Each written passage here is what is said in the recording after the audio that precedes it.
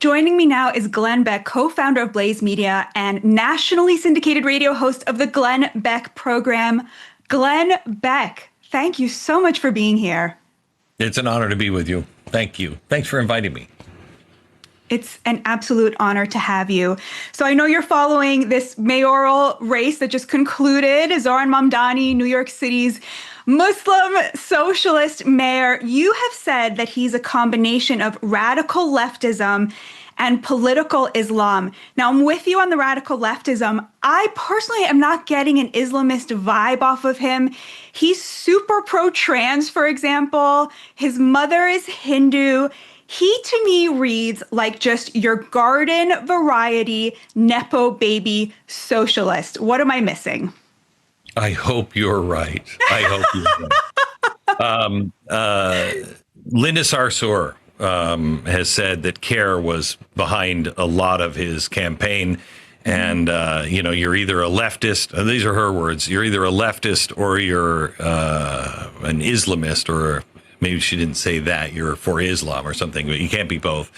And they're going to hold his feet to the fire. So I don't know. I know he is a committed Marxist. He believes in that. Where he stands on Islam, I don't know. I just don't like the fact that he is, wanting to globalize the Intifada. That's a big warning sign that he, it doesn't have a bad thing to really say about Hamas. Yeah. That's another bad sign. That's not Islam. That's an Islamist that goes to that space, and a very dangerous one. Unfortunately, he's not the only one. I mean, we're seeing it happen, and they're all coming in sheep's clothing all over the West. If we don't pay attention, we're in trouble. There was a story I just read this morning, a small town in Germany that has a Christmas, fest that they do every Christmas in this town. And they just stopped it. They've canceled it this year because there is a mosque by the town square that would be offended. And the police said it will cause security concerns, and it will cost more to protect the Christmas market than to run the Christmas market. And so the town had to stop it. I'm really tired of being called a bigot or a racist or not tolerant. I don't have a problem with the mosque. Why are you trying to destroy Christmas? What is your problem? I'm not the one who says, if you don't believe my faith, I can take you as a slave. I'm not the one that says, I can marry a child off at 14, 13. I'm not any of those things. And all of those things are against the Western culture. They are diametrically opposed to Western culture, and I find them evil. I don't believe in cutting people's hands off for stealing. If you do, that's fine. Find a place. The West does not stand with that. And I am afraid there are too many things, too many signs all around that people might say, I'm really not part of that, but they'll play footsies with it. I love the people that are, for trans people or, for gay rights and then march with Hamas. You're the first to be killed. You're the first to be killed. So if he's serious, that's trouble. If he's not serious about that and he's playing footsie with it, he is in trouble. He's in trouble.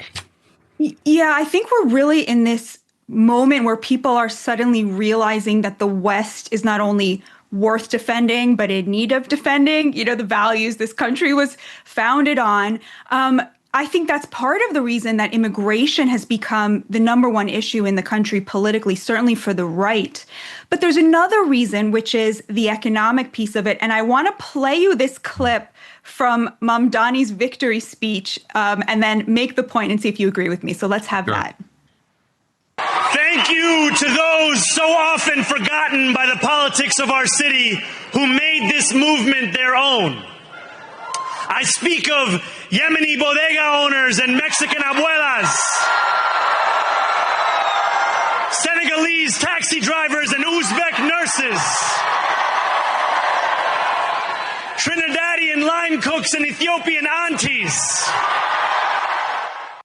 So what to me is so amazing about that clip is that it's all people who are immigrants who are working in these service industry jobs.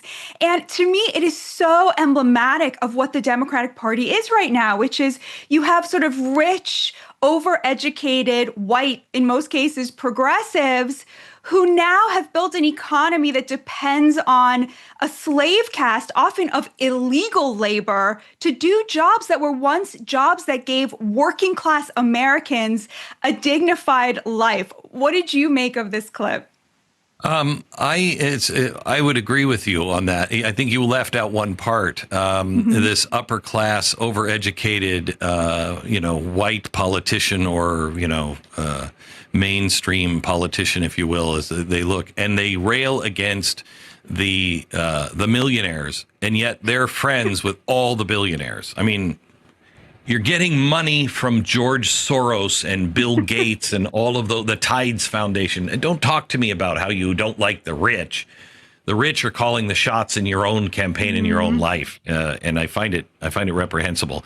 The other thing I because I played that clip on the radio the next morning, and the thing I pulled away from is we are back to Teddy Roosevelt's hyphen American speech, that there's no such thing as a hyphen American. You're either an American or you're not. And as he said, I've met people who are naturalized Americans. I've met people who want to be Americans, who are more American than people who are born here in America. They come here for a reason. They understand it's the rights that they didn't have in their country at home, the protections that they had, the ability to break out of the class and be whoever it is they want to be. That every time that a politician starts dividing us into class and into hyphen Americans, you're planting the seeds of our own destruction. E pluribus unum, from many, one. And the one is just, we hold these truths to be self-evident, that all men are created equal and endowed by their creator with certain inalienable rights. Among these are life, liberty, and the pursuit of happiness. And governments are instituted among men to protect those rights. That's our one. That's our one. That's what we all came, my family came for in the 1800s. Your family came. And they all came because that was a completely different idea, and it's still unique. We're the only, look at Great Britain and how many 4,000 people have been put in jail in the last 24 months. 4,000 people on speech. On speech, we're still a very unique place. That's our one. Come together on that, because I can live side by side with anyone. I don't care how they vote. If they believe in that, I can live next to of anyone of any faith, as long as you understand I'm the same as you. We're both children of God. You can call God whatever you want to call God. I'll call God, but I have the same rights, and I get them from either the universe or your tree or whatever. But it's a higher power than man and government. Yeah, I wonder though, Glenn, how you would advise Republicans who now live in Virginia, who know that their neighbors overwhelmingly voted for somebody who texted about fantasizing about conservatives being killed, their children being killed. I think a lot of people are feeling very betrayed by how their neighbors voted. You brought up Mamdani defending chants to globalize the Intifada. 70% of Jewish Americans living in New York voted against him. They are feeling very betrayed by their neighbors. You are a uniter and not a divider. You've been warning about civil war for 10 years now. What is your advice to people feeling so betrayed by their neighbors' choices? This is going to sound trite, but it is the only thing that gets me through the day. And I mean, we're an awful lot alike. You do this for a living. I do this for a living. We are paid to look at all of this stuff every day, digest it all, and then select the things that we think are the most important. So there's more than what we talk about that we look at every day. And it's poison for the soul. It's just awful. It's evil. It's awful.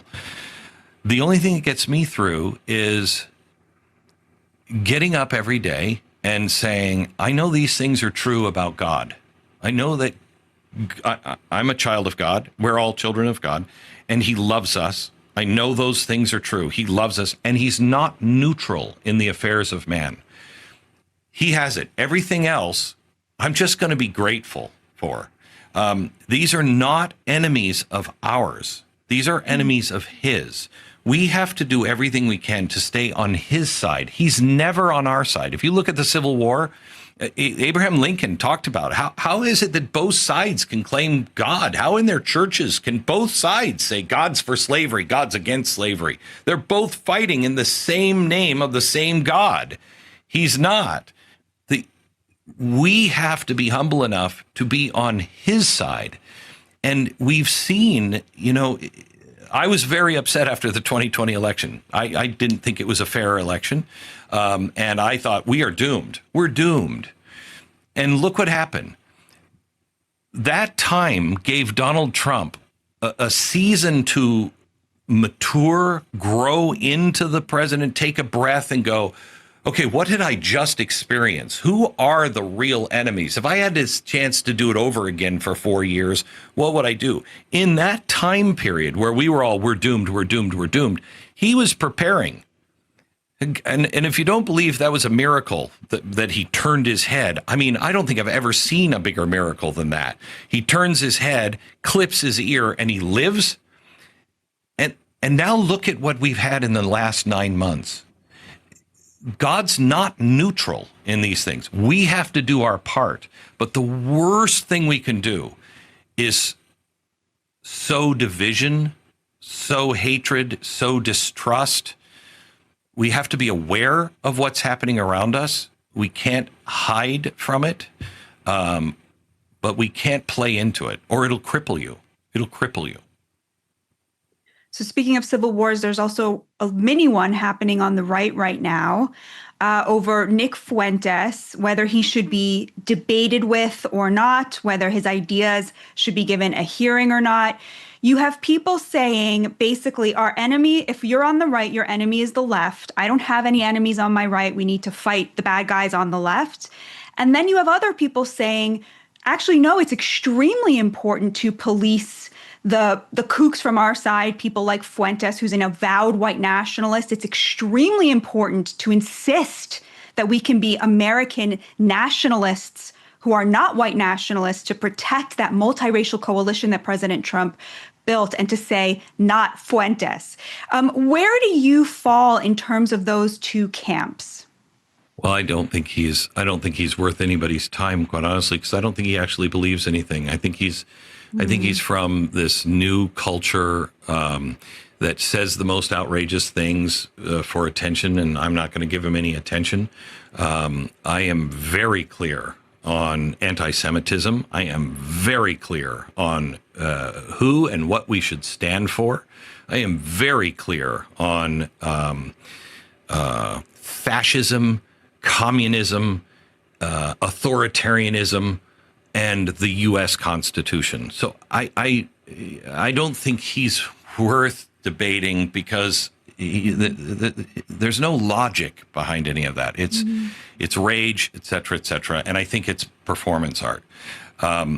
However, know that exists, and that will affect people. So now let's look and take another step back from that. Okay, so people hear that and take it seriously.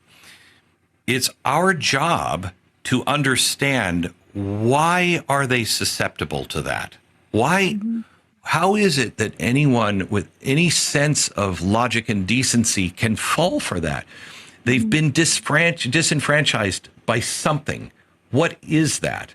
I think we saw the beginning of this with why Mamdani won, and why the election didn't go. I mean, they never go the Republicans' way or the Democrats' way, whoever the incumbent is. But what was the problem? Why didn't we connect? Because we were still talking about cultural things, and right now, people are afraid for their job. They're afraid they can't make ends meet. Young people, if you grew up and you don't remember 9/11, so you don't remember a world with the airport where you can just walk up to the plane. You don't know. You don't remember, a time without the Patriot Act. You don't remember a time where the banks weren't getting bailed out by the federal government while your mom and dad are losing their job, or COVID, where your family lost their job, lost everything, and yet Home Depot can be open. But if I owned a true hardware store, I couldn't stay open. Somehow or another, they were immune, but I wasn't. If that's your framework, and you have grown up in a society where they've said to you as a young man, you're bad, you're the problem, you're racist, you shouldn't even be treated equally, you should be slighted because of your heritage, communism is neat, socialism is neat, and America is bad. If that's the stew you grew up in, that's why you listen to somebody like that. And we have to understand where they're coming from. We have to meet them where they live, not on our terms, on their terms, and understand that is real. Perception is reality.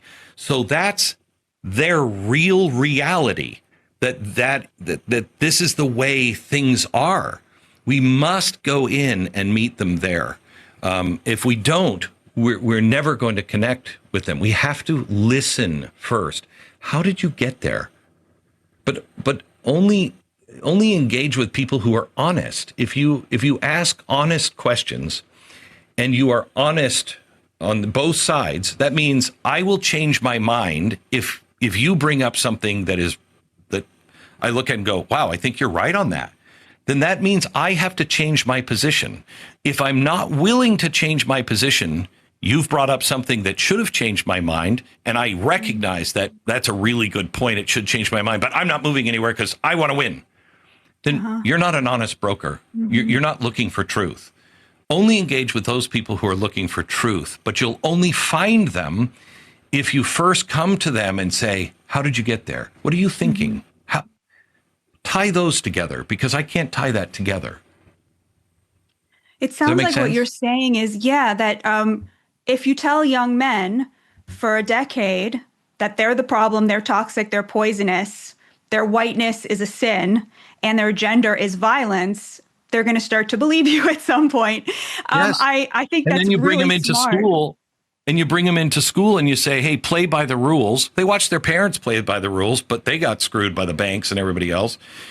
Play by the rules and go to school and you get a job. Well, that's not true. That's not true. Not anymore. With AI and the way the world is changing, that is absolutely not true. It wasn't true from the beginning. Not everybody needs a Harvard education. Not everybody needs a $50,000 a year education. You don't need that. Some people should go to trade school. Some people shouldn't go to school at all. Some people are industrious enough that they can go out and they can find their own way. Companies are no longer looking at those diplomas with any kind of meaning unless you're in certain fields. So they feel betrayed and lied to, and now they've got this giant debt because they played by the rules. Mm-hmm. We have a lot of work to reach these people, because at the same time they're experiencing that, they have teachers and professors in their head every day spoon feeding them, this system is evil, this system is bad, this system is what's keeping you down, these people over here. Whenever you start to hear, you need me, or you need these people over here with me to keep you safe because they're out to get you, run from those people. Run from those people. Just use logic and reason, fix her in the seat of reason, question everything with boldness. You'll figure it out. You'll figure it out. and you'll be able to be strong enough to hold yourself up. Everybody is being taught you have to be dependent on something else or a system. No, be dependent on you and God. That's it. That's you. You have absolutely everything you need to be able to succeed. Everything. You came fully equipped. God didn't make any mistakes. You're here in your situation for a reason. And maybe that situation is bad. My mother was an alcoholic. My mother was abusive. My mother committed suicide when I was 13 or 15 years old. Those are horrible things. Or are they?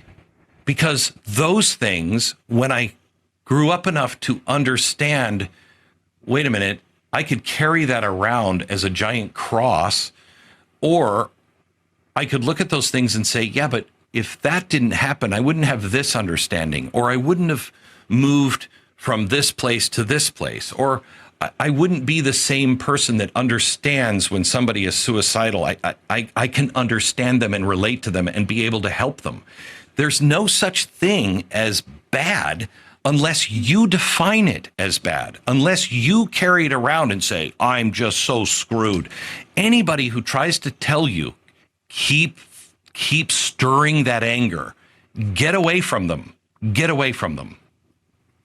So one of the big spreaders of anger and of that toxic messaging towards young people is the mainstream media, obviously. You spent decades working in mainstream media. In fact, you had a show on CNN as a conservative. Now, this is like utterly unthinkable in the CNN of today. The only way that conservatives get on that channel is when they're surrounded by a host of liberals to beat them down. They were the longest elevator rides of my life. Literally, the doors would open up at the lobby, and everybody would be talking and laughing, and the doors would open up, and they'd all see me, and it'd go completely silent. Everyone would ride in silence until I'd get off my floor. I mean, it was crazy. It was crazy. That's hilarious. What happened there? How did CNN go from a brilliant decision of having someone like you on so that even if their audience did lean left, at least they understood what the smartest version of the right was, to what we see now today? Like, how did that happen and why? I think, again, I'd have to go back to the schools. Journalists learn that they are there to further an agenda, whatever that agenda is that's right. That's not what journalists do. Journalists are supposed to question, and they're supposed to balance and look at all sides and then deliver that to you so you can make the decision. Now journalists believe they make the decision. They're just trying to figure out a way to convince you that that's the right decision. So journalism was completely turned upside down. And it's amazing how if you live in New York City just for a little while, you will see it is such a closed society. There is no such thing as the reality of the rest of the world or the rest of America. It is such a different place, and they don't think that they're the ones in the goldfish bowl. They think they think life is all like that. It's no life is like that, except unless you're in New York City, and especially if you're on the Upper East or West Side. No life is like that outside of that community. But they're so arrogant and so closed off. They don't know people that are different than them. They just don't. And as a result, you're saying their media reflects that same bubble that they themselves exist in socially. I think that's completely accurate. You made a really good point that I think is totally accurate. You said that a lot of President Trump's economic agenda, the benefits of it are going to be felt in 5 years, in 10 years. I think that is totally accurate. My question is, what about people who don't have that runway? Cost of living affordability is going to be the number one issue in the midterms. How does the president make the American people understand, A, the agenda, but also B, how does he make things easier for people who don't have 5 years to wait to see those benefits? Though I don't think the country has 5 years to wait. I don't think the country has 2 years to wait.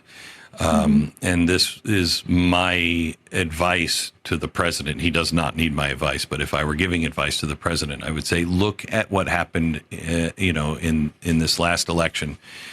People were not talking about big things. They were talking about how do I pay my bills? How do I make the pain of my everyday stop? It's the hierarchy of needs. The problem is to get to the place where Donald Trump knows we can have a successful country for decades to come. They're not going to be quick fixes. They're not. He is doing what the United Nations 2020, and then it became United Nations 2030, Agenda 2030. What the WEF did, what all of these people all over the globe tried for 2 decades to craft this framework to catch the West as it collapses, okay? Because it can't stand the way it was built in 1945. It doesn't work this way anymore. What he's done is he's come in and he said, yeah, we're not doing any of that. And beyond not doing any of that, he's building entirely new structures and framework.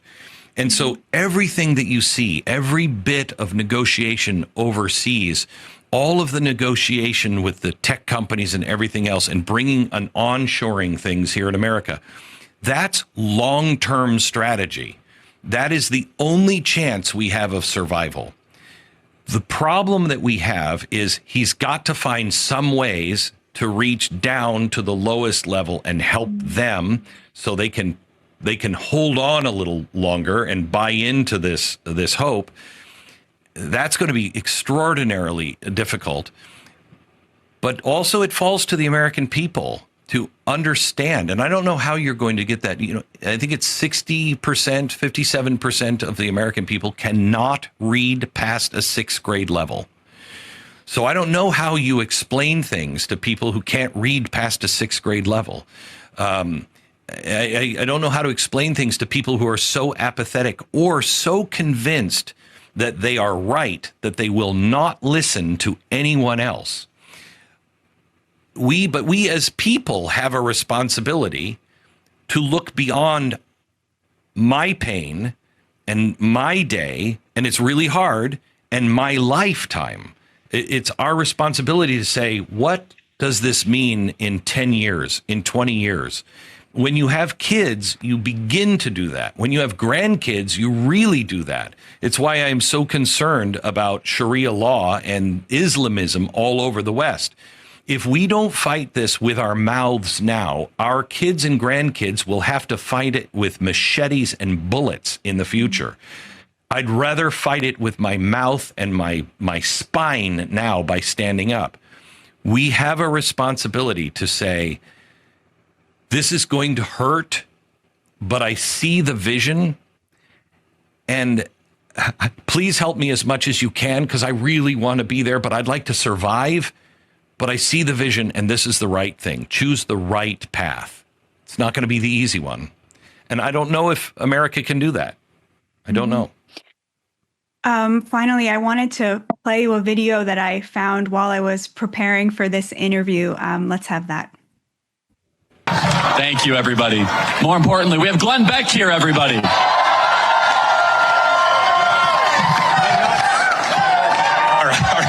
I'm not sucking up to Charlie because I just said this to him on my show. This guy holds a lot of the responsibility of the win. A lot of the credit comes to Charlie and what you've built. You're fantastic. Well, it is. I will do better receiving that, but it's the Turning Point team that deserves the credit.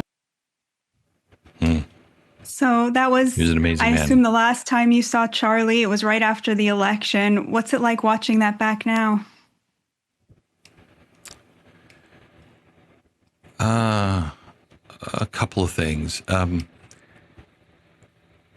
It's amazing how you don't have awareness of the times that you're living in or the people that you're around sometimes. I mean, if you're standing with, the president, or you're in the Oval Office, you got it. You got it. But when you're around somebody who is a peer, like Charlie was, around somebody who's just doing what they do and kind of what you do, you don't necessarily recognize the time you live in and how important what that person is doing, how deeply important that is. I knew that Charlie was different. I had tremendous respect for Charlie. I meant what I said. He was the really one of the key reasons why Donald Trump won. We're going to feel that in the next couple of elections. Hopefully they get it together and can still pull it off, but he played a huge role in that. But I think we all should take the time and recognize the time we live in. We are so blessed, so fortunate to live at this time. We unlike generations gone by that didn't have great struggles. We're facing struggles like the greatest generation. We get to choose who we are. We get to choose, do we stand or not? Am I just going to close my eyes and hope for the best? Or am I going to be one of those people that, like Charlie, that people will remember, that our children can be proud of, that our grandchildren, when they're learning about these times, that they can say in school, in their class, to their friends or whoever, you know what? I know this story about my grandfather. I know this story about my grandmother. And I remember being told that when that happened, they stood against the storm. They stood all by themselves. And it was really a frightening time for them. But that's who I come from. What an honor to be able to live at the time that our stories can be told to our children and our grandchildren, to the place where it will change their lives. My great-great-grandfather and great-great-uncle fought for the North in the Civil War. Wow. There's nobody of any importance in my family heritage. You can go back as far as you want. You won't find a guy who even, picked up the crap for the king. We're a bunch of nobodies. And I found my great-great-grandfather and great-great-uncle. They were captured, as a Beck would be. They fought for like 2 weeks and then they were captured. But they were put into the notorious Andersonville concentration camp. Mm-hmm. My uncle died. My grandfather survived but was never the same. But just that little story said to me when I found out, I come from people who are willing to stand. I come from people who suffered and then went on and built something, that was good. I think we should appreciate that. And Charlie made me appreciate that more. Glenn Beck, God bless and protect you. Thank you so much for joining me.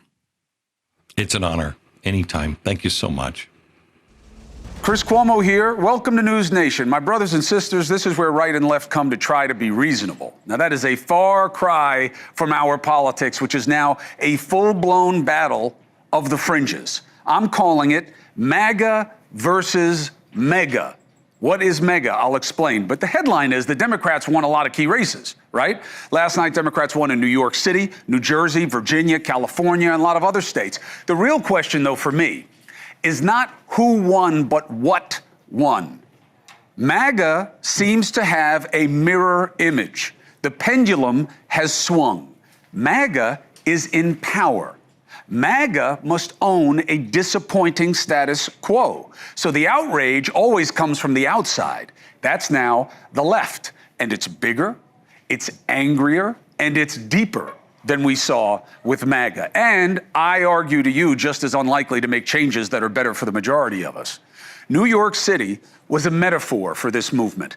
And the mirror image mascot to Trump won, beating my brother Andrew and Curtis the Spoiler Sliwa last night handily and unsurprisingly, if only because we've seen this before. The grievance is real. The people in New York City and around this country who are demanding change are no more deplorable than MAGA ever was. Affordability is the rallying cry, but it does not mean simply the economy. It is code. It means break the system. It is time to take from the top so the rest can have a better life. Now, to some ears, that means socialism killing capitalism. To others, it just sounds fair. Now, both MAGA and MEGA, a bigger version of it, chose unconventional mascots, outsiders with more personality than political pedigree who could promise everything because they had a record of nothing to judge the promises against. And both spout extreme and divisive things to blame what is actually wrong, they're right about that, on common enemies of the other side and the system, demanding big changes that likely won't happen. Sounds familiar, right? It's not about reasonable answers anymore than it was with MAGA. But MEGA is the bigger version, bigger attacks on the system. Forget about just tax cuts. They want to change the democracy. Socialism, not capitalism. Forget about a border wall and more enforcement. They want to defund the police and decriminalize a lot of violent actions. MAGA plays to white fright. MEGA plays to free Palestine. And it seems like the fringes of both sides now are against the Jews, okay? And with MEGA, you're punishing the ruling class. Both are right about what feels wrong about the economic realities in America. And both are more about the anger than they are about the answers. MAGA and MEGA are about the anger, not the answers. Okay, don't take it from me. Take it from His Honor. A great New Yorker once said that while you campaign in poetry, you govern in prose. If that must be true, let the prose we write still rhyme, and let us build a shining city for all. Okay, look, there was a lot of anger in the speech because the anger is what got him there, okay? The question is, who is they, right? And whose time is it no longer, and what will that look like? Now, that was a reference in there, which was a very weird mix. He just paraphrased Mario Cuomo and Ronald Reagan. I don't know if he knows that. I think he did because he was trying to be petty. But my father's line, again, I don't think it was an accident. I don't care what you think you know about the left, okay? This guy, AOC, Bernie, compared to my father, these are posers when it comes to being true democratic values, all right? My father was a doer and a fighter and a fixer. He loved America. He believed that he would never have become anything like he was able to become here. And he believed, and a big part of that was capitalism, and that diversity was our strength. And anyone looking to divide needed to be dealt with, okay? He was stronger than all of them combined, but sweeter as well. These are mean people. And that's why half the city came out against them. But they are right about what is wrong when it comes to affordability. The question is, do they want to make things right or worse? Three big points. MAGA and MEGA are following playbooks. Project 2025, you can say, oh, that's a boogeyman. No, it isn't. The choices are all over the Trump administration, and many of their missteps come from that kind of manifesto. MEGA, same thing. You see the Free Press? Came across an internal Democratic Socialist of America document saying that they see Zohran Mamdani's win, now, you know, the mayor-elect of New York City, as a sign that they're going to take over the Democratic Party over the next decade. They plan on surging their membership like they did with foreign-born ethnics in outer boroughs and running socialist candidates at the federal, state, and local level in Democratic primaries. Single Palestinian state replacing Israel. You okay with that? The abolition of the police and the U.S. empire. What does that even mean? The return of land to Native Americans and the right of all people to freedom of movement, meaning no borders, okay? Now, who did this appeal to? Newcomers, okay? 38% of people actually born in New York voted for Mamdani. 49% voted for my brother and for Sliwa. 85% of voters who lived here less than 5 years voted for Mamdani. 14% voted for Andrew, okay? The grievance is real, but you go out, look at who it is, and you will come to the decision. This is not about the many. It is about the few coming together, and now they become a majority, all right? And it is an unlikely coalition of foreign-born and disenfranchised with young members of the privileged classes who resent their privilege and their limited economic opportunities as they see it. Is that why the socialists picked a young guy who parrots the poison of the Free Palestine crew? Because it's in their playbook. Talk like this. We have to make clear that when the boot of the NYPD is on your neck, it's been laced by the IDF. Like, does that just make you uncomfortable? Like the phrase globalized intifada, from the river to the sea? I know people for whom those things mean very different things. The very word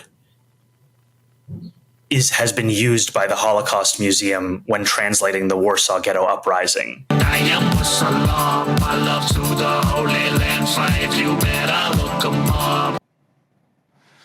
All right, look, Democrats have to make a choice. You know, you can sit there like that guy and just kind of maw through this nonsense talk, or they're going to have to figure out if they want to take a stand. But it's not easy to take a stand against a populist movement, okay? I believe that this guy in New York City is the same as Trump was. And both of them are putting out a signal. And the signal was, a lot of what I'm saying is kind of close to the line of unacceptable or ugly, but both of them wound up giving a suggestion that it was open season on minorities you don't like, whether they said it specifically or not. Literally today, swastikas were spray painted on a Jewish school in Brooklyn, okay? Now, do I see this as the work of Team Mamdani? No, but it doesn't have to be. Mamdani is not a Nazi, but is it a surprise that those who hate Jews feel they can now show it more easily? Same thing happened to minorities after MAGA. Remember all the Asians getting beat up all of a sudden? Third point, the right is stuck. They have MAGA or nothing, okay? They got to dance with who brung them. The Democrats do have a choice. They won last night by doing a lot more than making people angry in New York City. 2 white women, first governor in Virginia, female, second in New Jersey, do not believe in socialism. They do not believe in using the word socialism. And they are not open to the idea of erasing Israel. Both were in Congress. Both are not talkers like Bernie or AOC. They're known as doers, who are known for collaboration. One was in the military, the other was in the CIA. They are about working from within. And they won by bigger margins than what we saw in New York City. Why? The majority in this country does not believe in extreme ideas and destroying the system. Now, I haven't mentioned Trump. Why? Because I don't think this was as simple as Trump bad. It's about more. It's deeper than that. But MAGA better realize they can no longer call facts fake news and expect the angry to acquiesce.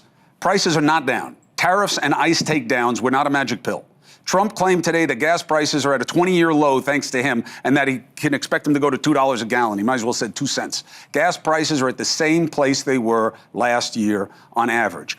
BS like this is fuel for the mega fury that may be coming for MAGA in the midterms, unless these do-good Democrats like Spanberger and Sherrill can outshine this outrage machine and connect to the majority. Now, what did this mean last night for the people who are now so afraid of what it could mean? All right? That's why I invited Ben Shapiro. Thank you for being here. So, answer that first question. What did last night in New York City, because I don't think Spanberger and Sherrill mean the same thing to you, nor does Proposition 50 in California. What did New York City mayor's race mean? Well, I mean, it looks like a revenge candidacy, frankly. And I think that what you're seeing here, and what I was listening to what you were saying earlier about the amount of nervousness on one part of the population, the amount of aggression from the other side of the population. I think that's very, very real. I mean, I've been receiving texts all day long from friends who live here, Republicans and Democrats, saying, do I need to leave the city because I'm so concerned about the tenor of Mamdani and what he's going to do next.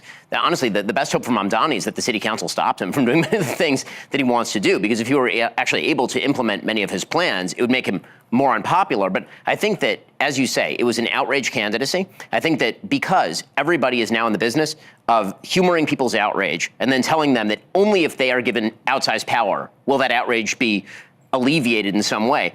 Because of that, people are bouncing back and forth, because the truth is that most of the problems in people's lives in a free country like the United States are actually not solvable by government. Most problems in individuals' lives are mostly solvable by them. And there are obviously problems that need to be handled by inflation would be a problem that needs to be handled by the government. But when it comes to the idea that pretty much all the wrongs in your life can be solved by the government, which is something Mamdani literally said on the stage last night. He said there's no problem too big for government and no problem too small for government to care about it. That should be terrifying to anybody who has any familiarity with totalitarian systems. Terrifying. My initial pushback before the Free Press's story today was going to be socialism. You may not like it. You may like it. It doesn't matter. It shouldn't horrify you. It shouldn't frighten you as a human being the way giving an opening to Islamist tendencies, making certain talk okay. But then I saw them kind of converge in that Free Press story. I never connect socialists to anti-Semites. Like, that's never been a thing for me.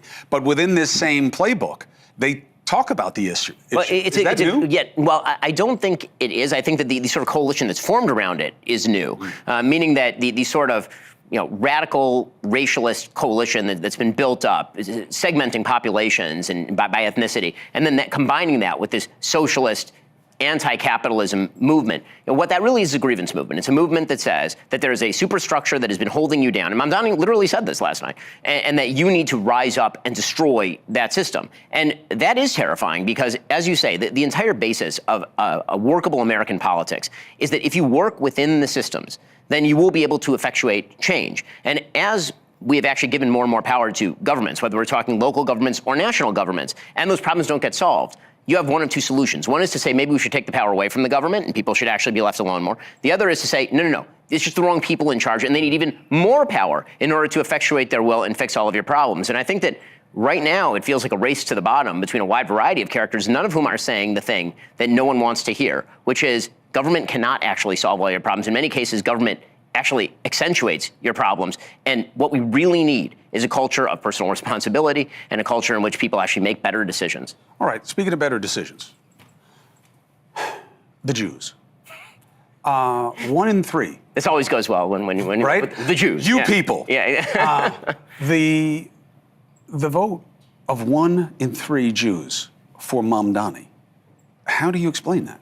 Well, I mean, and by the way, over half of, almost half of his voters, period, said a big reason for their vote was his position on Israel. Yes.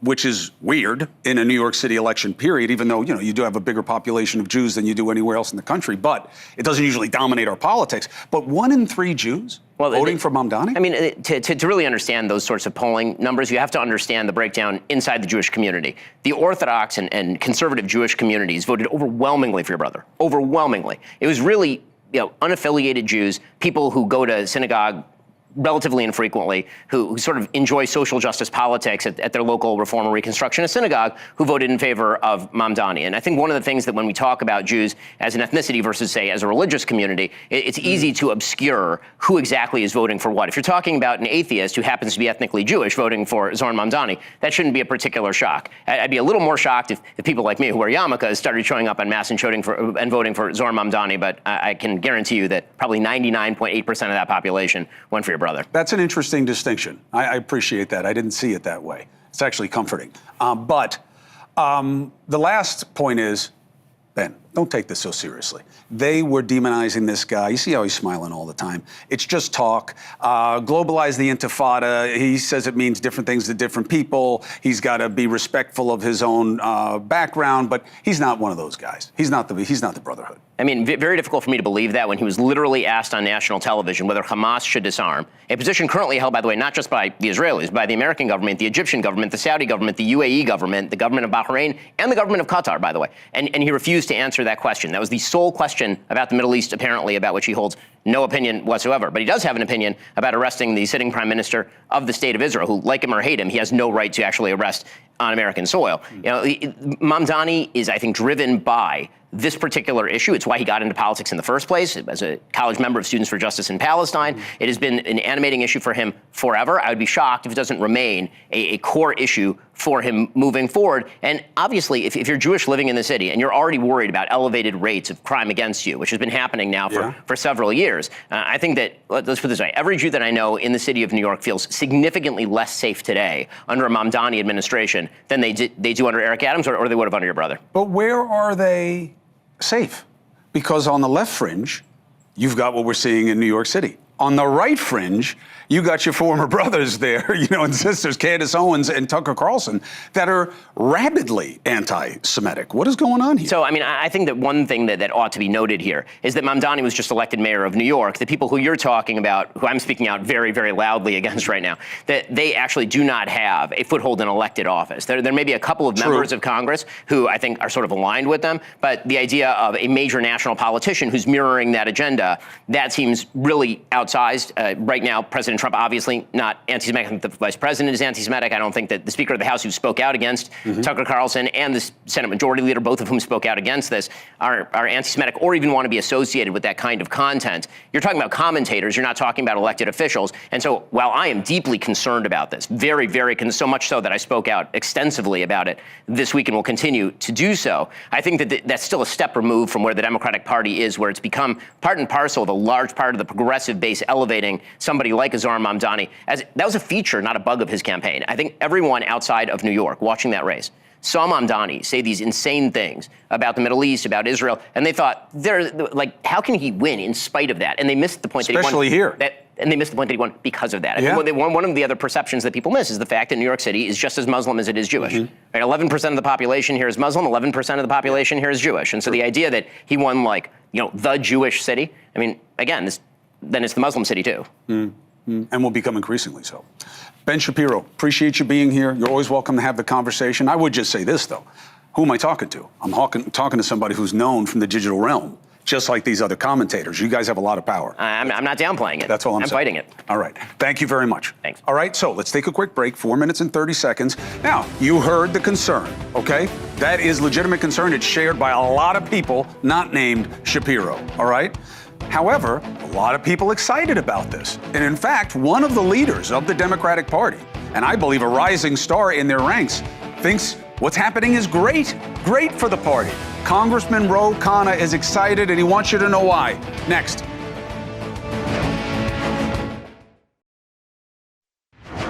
New York, tonight you have delivered a mandate for change. Tonight, we sent a message. They always say we're loud, but man, with this vote, you guys just screamed from the rooftops. To everyone who didn't give up on this campaign, I say thank you. Two very different branches of the Democratic Party were on display last night. Only one can win. Now, you're going to hear people say, no, we're a big tent. That is bullpucky. Do you understand? They're going to go with what gives them the best chance in the midterms. I think it's the populist movement, not what we saw with Sherrill and Spanberger. But I could be wrong. Somebody who's going to weigh in on this and help me understand how a Jay Jones winning in Virginia is good for Democrats after the things that he said and meant. Okay? Let's talk to someone who is definitely the face of the party's present and future. Members of Congress, Democrat, California, Ro Khanna. Good to see you, sir. Always a pleasure, Chris. So, I know you could hit me with the Big Tent thing, but you're okay with this guy winning for Attorney General after what he said in those text messages and meant and wasn't 15 at the time? Look, I didn't support him. I thought those text messages were outrageous. But you look, well, it certainly didn't get my support because of them. I've condemned political violence unequivocally, and I've tried to be consistent about that. That's a red line for me. But overall, we had 3 candidates who won in Virginia and New Jersey and New York with a forward-looking vision, understanding the anger and angst that the American people face, that they see all this wealth piling up in my district. They see an AI revolution, a digital revolution. They don't feel included. They see the American dream slipping away. That's how Donald Trump campaigned. He said, I'm going to bring it back. He has his view of tariffs and cuts to immigration to do it. We have our vision on how to do it. But now we're at least talking about to the anxieties of the American people and offering solutions going forward. Well, let's talk about the solutions. Socialism is on the agenda in New York City. And it's not just a word, right? It's a destination. You saw that piece in the Free Press, I'm sure, that they have their own playbook to take over your party and make it purely socialistic. And they picked a mascot who fills that bill perfectly in Mamdani. But you're okay with that because you supported him. I did support him, but look, Chris, there are a lot of things people can call me. The one thing someone can't call me, a guy who represents Silicon Valley with 5 companies and 50-mile radius of $1 trillion and more, which is literally propping up the entire American economy, is a socialist. I believe in free enterprise. I believe in entrepreneurship. But here's what I believe. Because I believe that there are a lot of people who have been left out, whose rents are too high, housing costs are high, childcare is high, and I believe that the central issue of our times, much like the time with FDR, is how are we going to get the digital revolution to work for everyone? FDR had to make the industrial revolution work for everyone. And if you are not aware that there are a lot of Americans who are angry, who feel left out, whether they're in factory towns, whether they're in urban communities, whether they're in suburban communities, then you're not reading the pulse. And I think that these candidates were connected to a lot of the challenges. But that was true now, with Trump and MAGA, Ro. That was true about MAGA and Trump. Yeah. They were right about what was wrong and what they were pissed off about. And you guys said, but you can't vote for Trump. He says crazy things. He's got no pedigree. He's not qualified. He checks all the same boxes Mamdani does, and he never said what this guy says about people who are really comfortable without their being in Israel. And you endorsed it. Well, look, I believe about Trump that he asked a lot of the right questions, and that I criticized him because I didn't think tariffs were going to work. I still don't think tariffs are going to work. And I didn't think that his blanket attacks on universities are going to work. But did Trump channel a sense that the American dream had left and he was going to bring it back? That's how he won 2 terms. And I think the Democratic Party needs to build a broad coalition about restoring the American dream. And look, just like FDR, he had a very broad coalition that included many folks, although in a way that was going to reindustrialize the country, bring economic prosperity back. I think that needs to be the Democratic approach. I'm with you. And Ro, you are not this way, but what do you say to people who say, Ro Khanna, I like you. You seem to be a unifier, but you just celebrated a guy who's made it open season on coming after us because he's been too comforting of our enemies. And I'm afraid. What do you say? I would say I appreciate that, and look at what I'm saying. Judge me on my own words. For example, in the Middle East, I've said that Israel has the right to exist securely as a Jewish democratic state. I want a Palestinian state without Hamas, which is demilitarized, that exists in a 2-state solution. I spoke at the Council of Foreign Relations. I said I have a new vision. They said that's the same thing George W. Bush was saying. And so that's American foreign policy which we can go towards. I believe that we need to have innovation and economic growth across this country. Now, I want to tax the billionaires more, and I want Medicare for all and universal child care. We may disagree. But look, the one thing I will say is we need people who are going to bring this country together, who are going to recognize that someone doesn't have all the answers and the truth. And I'm going to be someone who listens and engages even when I disagree.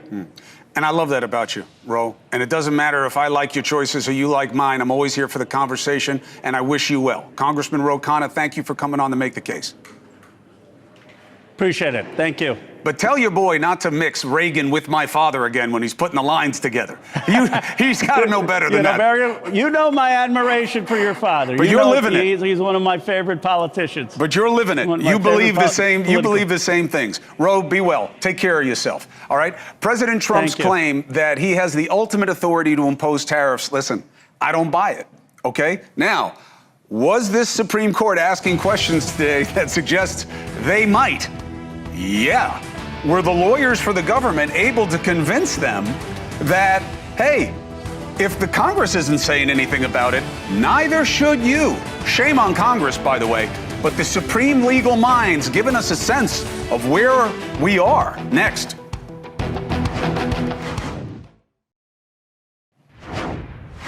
Now, look, I thought it was crazy that the Trump administration challenged the ability to use the reserve funds for food stamps. And I was right. I thought it was crazy for them to argue that a president has complete authority to impose tariffs across the globe when taxation belongs to Congress. But maybe I was wrong. Lawyers for the government argued that Trump's emergency declaration is not for them to question, that the president decides what an emergency is when it comes to tariffs or any power that was given to him by Congress. And Congress isn't saying anything, so neither should they. We don't know what the court is going to decide, but I do have people who can make a much better guess than I can. Albany Law School professor Ray Brescia, former Trump attorney Jesse Banal. Ray, I start with you. It's good to have you. Thank you very much. My sister and my brother will say hello because they are alumni of your institution. So my analysis is on just the simple levels. The court may well say here, hey, if Congress isn't up in arms about it, they gave them the power. They must be okay with it. It's a political question, not a legal one. What's the other side, Professor?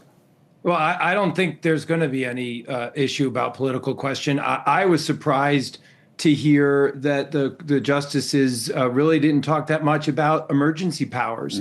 This was a very straightforward argument about text, context, and what authority the president has in this setting. So I was surprised by that. I really thought there was going to be more about, deference to the president in an emergency situation. There's very little about that. And I think that should not mean that the president is automatically going to win. I think if this was about how much power the president has, how much emergency power the president has, I think that the liberals on the court would really be on their heels. But this is really going to play out in the middle of the court, as a lot of things do. The so-called middle of the court, the relative middle of the court, with, I think, the Chief Justice, Justice Gorsuch, Justice Amy Coney Barrett, really being the swings here. And it's hard to say how this is going to go. I think that if the court were simply to follow its own recent press-like cases like Biden v. Nebraska, this would be a slam dunk against the president. The president's exercise of power. So Sotomayor, the justice, obviously a liberal on the court, seemed to voice the perspective that you're saying may be their strongest side for that middle left part of the court that's left. Here's what she said. It's a congressional power, not a presidential power to tax. And you want to say tariffs are not taxes, but that's exactly what they are. I don't understand this argument that it's equivalent, or that foreign powers or even an emergency can do away with the major questions doctrine. The court has never applied the major questions doctrine in the foreign policy context. But we have, emergency context, not foreign policy context. We have never applied it to foreign affairs, but this is a tariff. This is a tax. So, Jesse, what do you think the best reckoning is of the idea that the president has absolute power to decide tariffs? Well, the president has the absolute power to decide tariffs in this case where you have an emergency. And it has to be that way. When you have a statute like that is being interpreted in this case, a statute that is meant for emergencies, you cannot then limit and say that it doesn't apply to tariffs. It very specifically mentions, for instance, the power to regulate. And a tariff in this case isn't being used like a tax in this means. It's meant to regulate commerce and try to affect the president's ability to regulate foreign affairs. And so when there's something, for instance, like a fentanyl crisis that's going on right now, and the president is trying to say that in order to try to stop fentanyl from coming over the border, the best way to do that is with a tariff. That's something that falls very much within the statutory scheme that we see here. Okay, so is this then a question, Jesse, of overreach? I'm with you on the fentanyl, but he tariffs everybody everywhere all at once because he said trade deals have been unfair. How is that an emergency? Well, it's an emergency, for instance, when you have China that's using its power and the fact that it doesn't have to go through Congress in order to very aggressively try to attack the United States economically in many ways. And you have other countries that are acting very, very aggressively. So if you take that regulatory tariff regime that we see here, the statute does not prohibit using it in this way. The statute is very inclusive in the way that it lists what the president is able to do in emergency situations. It's a toolbox. It's not a straitjacket. Professor, If last word on, please, last word on what an emergency is. Is that for me? Yes, sir. Well, I mean, I think that President Trump would love to have the powers that President Xi has. That's the problem. We don't live in China. We're not subject to those types of authoritarian powers. And here, the Constitution gives Congress the power to regulate, power to impose tariffs. What it granted the president was the power to regulate foreign commerce, right? And the argument from the Solicitor General's perspective, well, regulate means tariff. Well, Congress knows how to impose a tariff. They do it in dozens of other statutes. They gave the president under the statute in question, under AIPA, about 9 different powers. Not one of them said the power to impose tariffs. So when Congress leaves something out that they know how to put in, that means they didn't mean to give it to the president. They didn't mean to give that power to the president. And if the best the Solicitor General can do is the term regulate is kind of ambiguous and it might stretch to include tariffs. Well, if it's ambiguous, then it falls into the major questions doctrine, which is what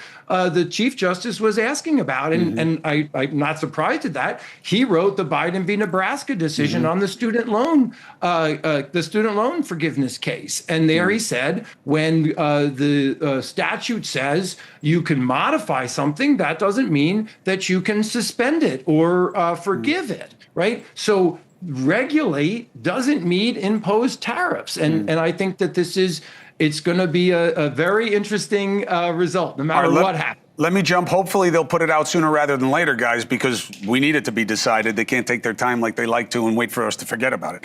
Professor Brescia, thank you very much. Professor Banal, thank you very much. Good to have you both, as always. 4 minutes and 15 seconds. So somebody I respect. All right. Now, here's one issue we got to get straight in New York City and all over the country. Where are we on policing? OK, does a chief who just retired, OK, had nothing to do with this election? What is the reality of concern of the police that the new mayor is against them? Are they falling for politics, or is there something here that is worth being concerned about in this city, but also happening across the country? The former NYPD chief of the department has things to say, and Chief Shell is here next.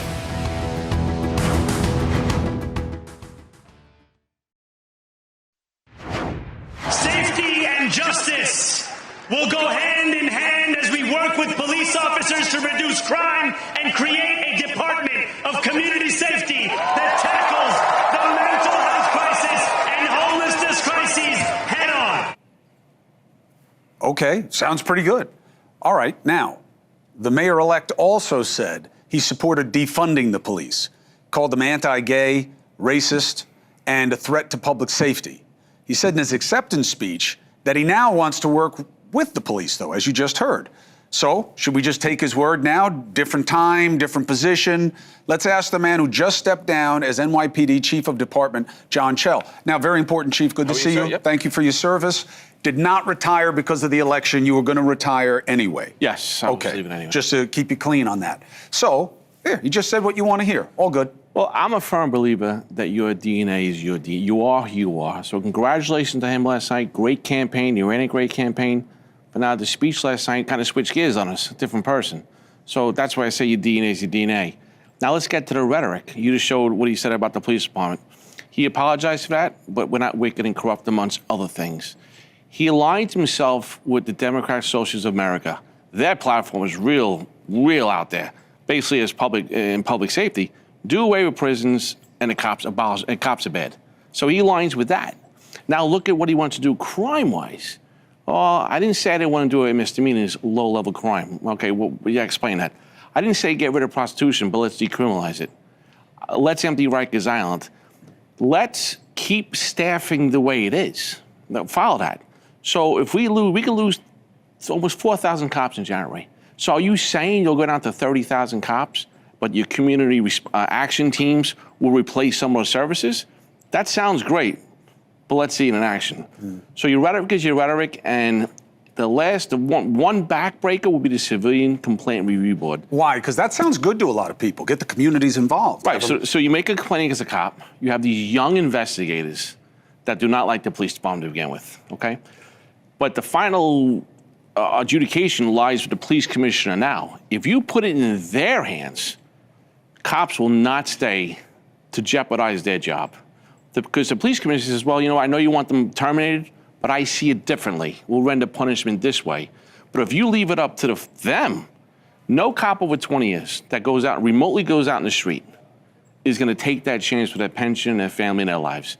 That will be a backbreaker. Now, he's on... Well, hold on. Because people will say, yeah, then don't do anything to get you brought in front of the Civilian Complaint Review Board, and you don't have to worry about it. Right. Mistakes are hard sometimes, easier said than done. If you want a police department that's going to be just purely reactive and not take a chance. Remember a couple years ago, the cop got the water poured on his head and stood there? You want to go back to that? No. Because public safety is the foundation of the city, and we can't go backwards.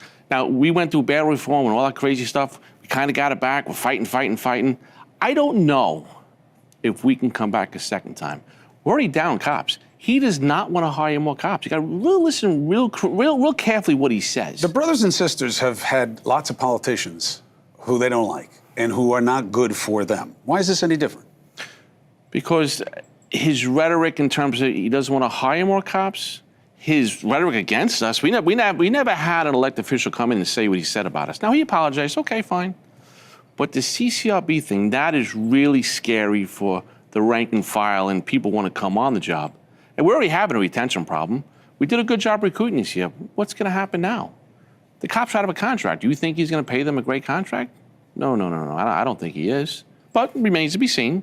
So it remains to be seen is the phrase here. So there's a storm brewing. Is it going to rain? Is it going to pour? Is it going to drizzle? We'll find out in January. Look, you know, I made a phrase today. He wants to freeze rent for people. Okay, that sounds great. Not good for the landlord. But he's got to pay the rent come January 2nd. All these things he's promising, all these things he's backtracked on, okay, fine. But the rent is due January 2nd. Let's see what happens. Do you wish you were still on the job for this period, or are you happy you're going to be watching it? I'm happy I'm going to be sitting this one out. And I think I might be more influential outside than inside, if that makes sense. I could speak as a cop of 32 years. I've been in that locker room. I know how they feel. I could speak on it. But I'm going to be fair to him also. Because if he does well, right, I'm a New Yorker. If he does well, we do well. So let's root for him. Like I say, did a great campaign, great job. Went from 1% to 1 million voters. Now the people who voted for him, they're going to want their free stuff. I don't know what the line is. Is it March? Is it June? They're going to want things. And the guys who are against him, I'm not talking about my brother, but the president of the United States. What I don't want to see is NYPD having to deal with federal agencies who are on the ground, putting them in compromised positions and animosity. That's what I'm worried about. And if the message isn't clear on that, if that did happen, and there's no unity between the police commissioner, if it's Commissioner Tisch or someone else, and City Hall, we're going to be in the middle, to your point. And it's going to be a disaster. And I think Eric Adams' legacy might be reshaped if things go wrong this time next year. It depends. Look, whenever somebody's out, it's never as bad as it was when they were in there. You know, I mean, we've lived that many times over. But, you know, these are unusual times. Adams was an unusual proposition as mayor as well. But I'll tell you, what we need more of is what you've done over all these decades and the clarity you bring to the mission and purpose, but also the honesty of what works and what doesn't. And you are always welcome. Thank you, Chris. I appreciate the platform. I'm here to help, but I also got to speak truth to what I say, and then we can meet in the middle like we just had a conversation. Let's be practical, put it out to the people, and we can start the conversation. 100%. Thank you for being part of it. Thank you for helping us at NewsNation. Thank you, sir. Chief, all the best to you. All right, we're going to take a break. We'll be right back. Here's the problem. I totally am down with the idea that after the campaign is over, you've got to give people a chance, all right? And that's what it's about. That's when it was about right and wrong. We're not about that anymore. Certainly our campaigns aren't. It's all about right versus left and good and evil in their estimation. And I don't think that's why, I do believe that's why things don't calm down after elections anymore, because it was never about answers. It was never about coming together. It was always about advantage and which side is worse. And right now we got a full-blown battle of the fringes.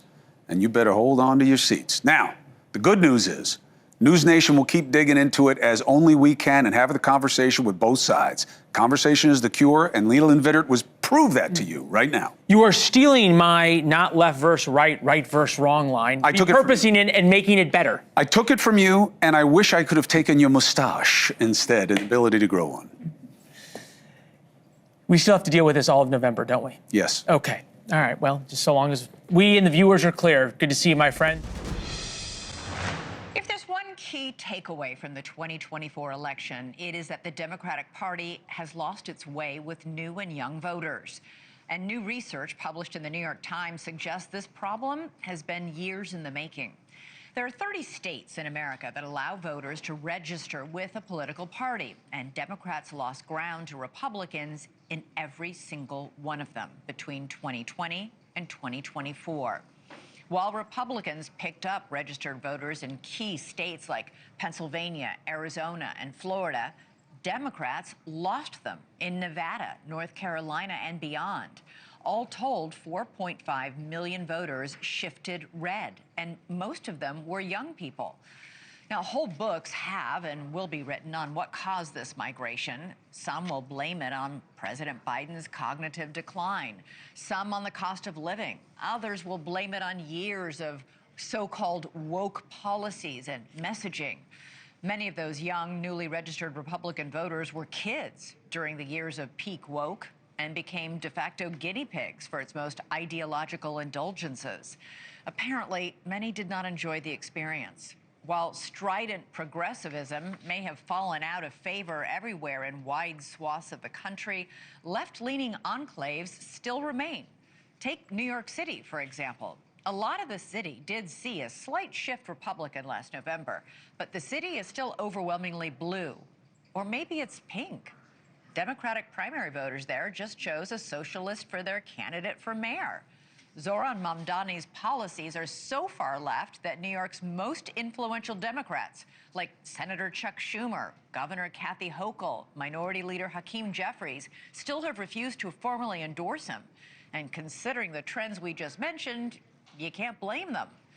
Mamdani's charisma and social media savvy are top-notch, and his platform is simple to understand. Give out freebies, tax the rich. But when a 33-year-old candidate with hardly any experience tells you he's going to give you something for nothing, is it really smart to believe him? My old friend and colleague John Stossel thinks not, and he produced a whole video series hoping to awaken his fellow New Yorkers from their Mamdani fever. Here's a clip from part 2. The socialist politicians also say they'll make workers' lives better by raising the minimum wage to $30 an hour. That's popular.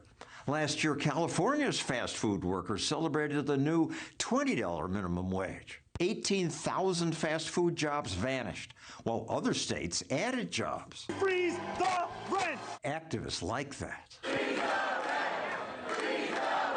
But they only like it because they don't realize it creates shortages. Everywhere it's been tried. St. Paul, Minnesota imposed rent controls. The most stringent measure in the country. So in St. Paul's twin city, Minneapolis, socialist Aisha Chugtai said, I want us to follow their lead. She's now vice president of the Minneapolis City Council.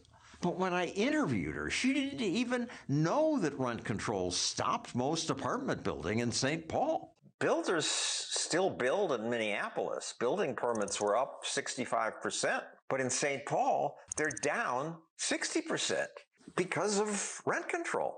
You're not going to get more apartments by pushing this. Her silence reveals so much. I mean, don't politicians research issues before imposing government force on others? I'm going to maintain that guaranteeing housing for people and making sure that they can stay in their homes matters more than anything else does. All right, John Stossel joins me live. John, that was a classic moment right there. Explain why rent control leads to nobody building, why that depresses the housing market.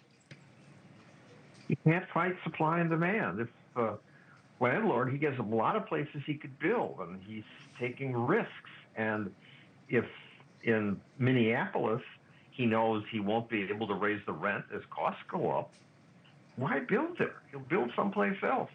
The fastest way to destroy a town outside of bombing is to have rent controls. They sound good, protect the existing tenants, but soon the landlords stop making improvements.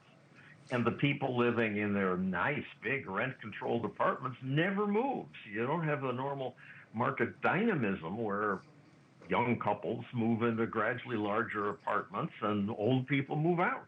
It freezes the market and makes it worse for everyone.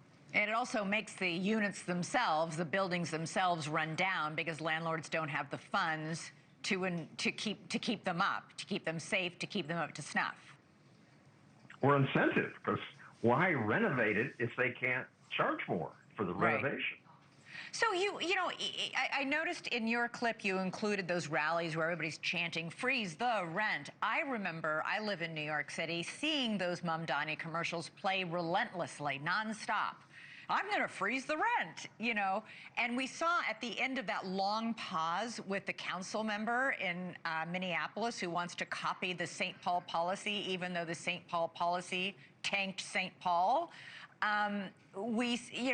Everybody just loves the slogan. Yes, everybody wants everybody to have an affordable house. Nobody wants anyone to go broke trying to pay their rent. But taking that slogan and putting it into reality is a huge difference. It's a big leap. And nothing works as well as capitalism.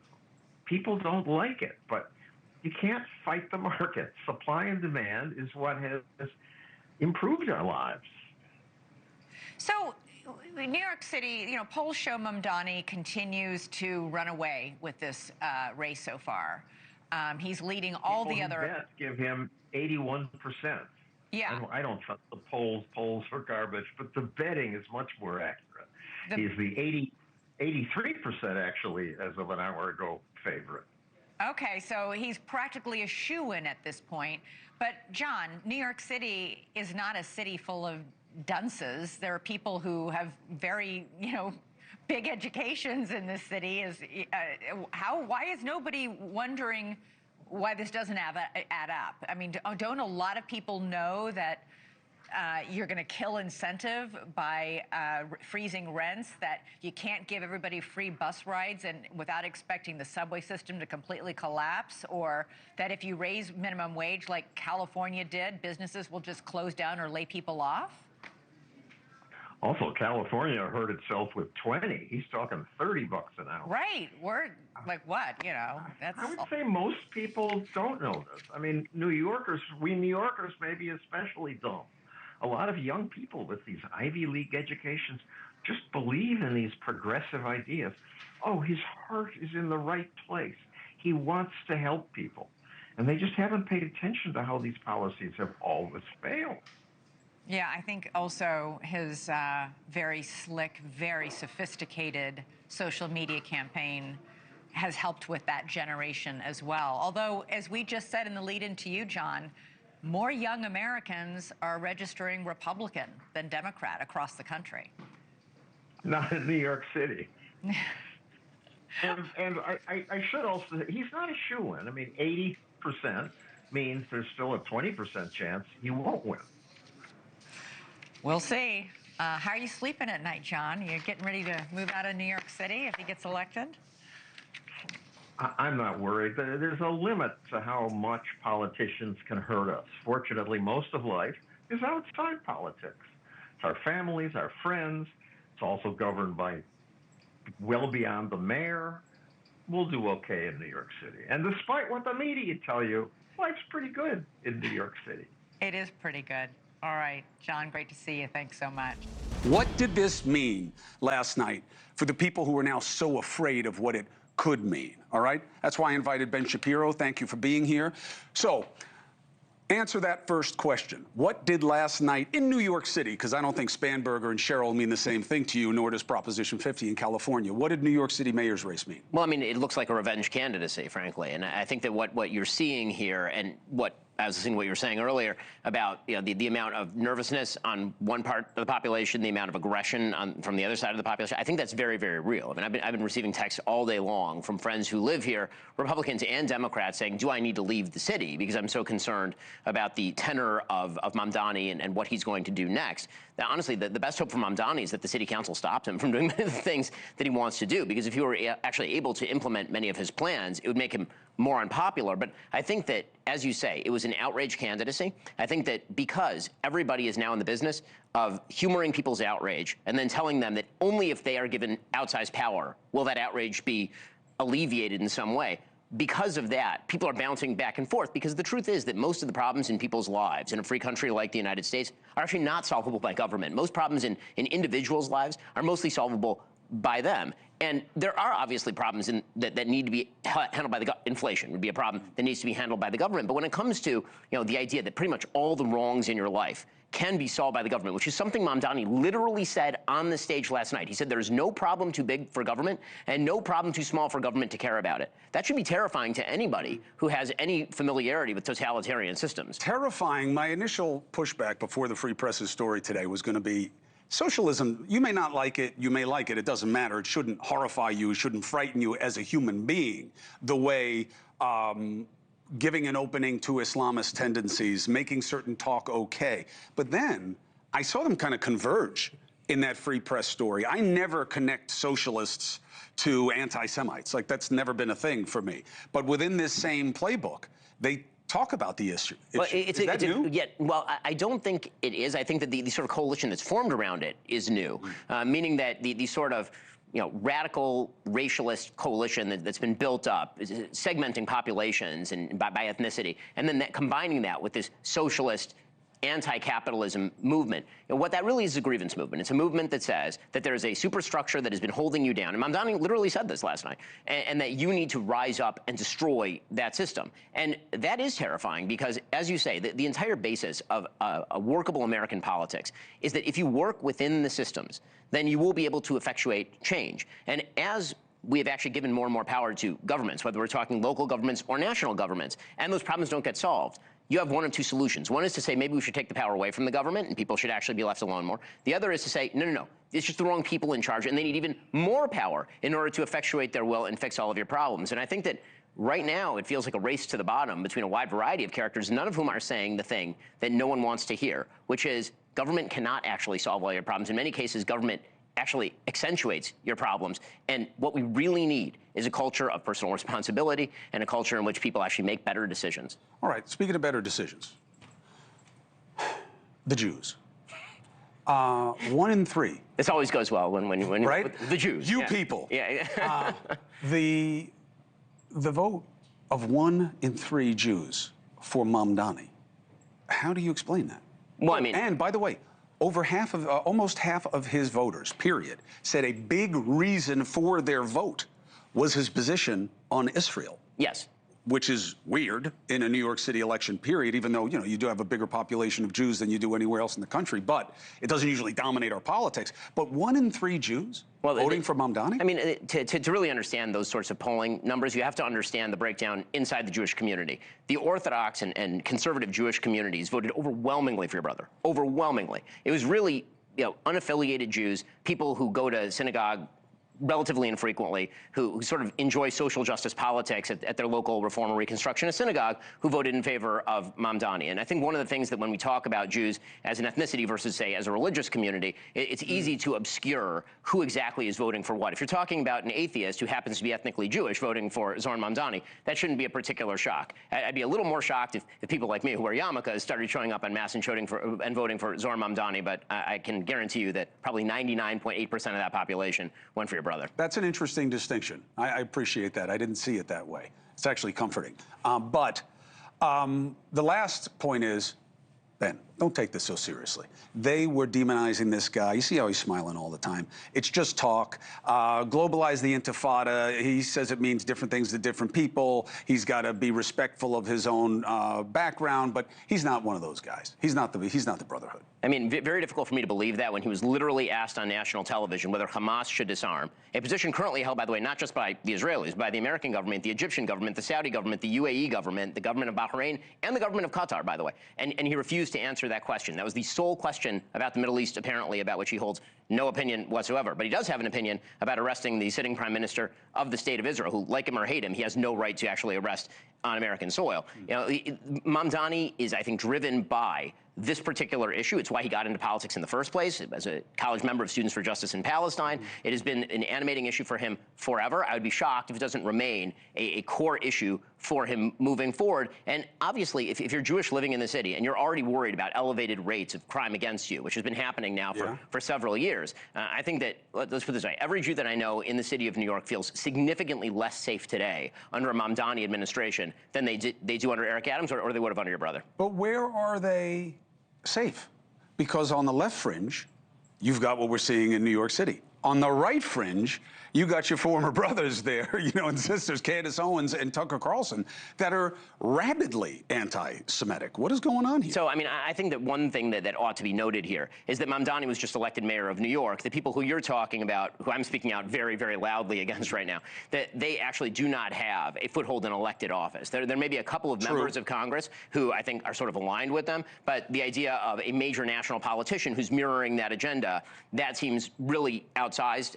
Right now, President Trump obviously not anti-Semitic. I think the vice president is anti-Semitic. I don't think that the Speaker of the House, who spoke out against Tucker Carlson, and the Senate Majority Leader, both of whom spoke out against this, are anti-Semitic or even want to be associated with that kind of content. You're talking about commentators. You're not talking about elected officials. And so while I am deeply concerned about this, very, very so much so that I spoke out extensively about it this week and will continue to do so, I think that that's still a step removed from where the Democratic Party is, where it's become part and parcel of a large part of the progressive base elevating somebody like Zohran Mamdani. That was a feature, not a bug of his campaign. I think everyone outside of New York watching that race saw Mamdani say these insane things about the Middle East, about Israel, and they thought, how can he win in spite of that? And they missed the point that he won. Especially here.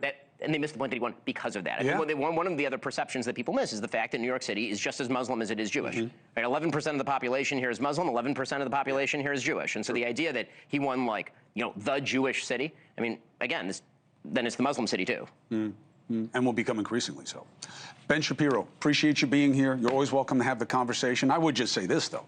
Who am I talking to? I'm talking to somebody who's known from the digital realm, just like these other commentators. You guys have a lot of power. I'm not downplaying it. That's all I'm saying. I'm fighting it. All right. Thank you very much. Thank you for watching. Subscribe below and download our NewsNation app right now on your phone, and you will get fact-based, unbiased news for all Americans.